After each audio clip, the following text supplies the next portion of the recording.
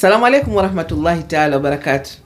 Leo nitakwambia mambo matatu ambayo unatakiwa uyafanye watoto wako wakenda kucheza katika nyumba ya watu wengine au watu wengine wakija kucheza nyumbani kwako. Mimi naitwa Asfar, ni mpenzi wa mazungumzo kuhusu malezi na makuzi ya vijana na watoto. La kwanza, lazima watoto wacheze katika sehemu iliyo wazi ambayo watu wengine wanawaona. La pili, usiruhusu watumie vifaa vidogo vidogo vya dijitali kama simu au iPad, kwa hofu wasije wakaoneshana mambo ambayo hayana maadili. Badala yake wanaweza kuangalia pamoja TV na mtu mzima awepo kuona kitu gani wanachoangalia. La tatu, mfundishe mtoto wako kwamba haruhusiwi kuvua nguo zake hata kama ni sehemu ya mchezo.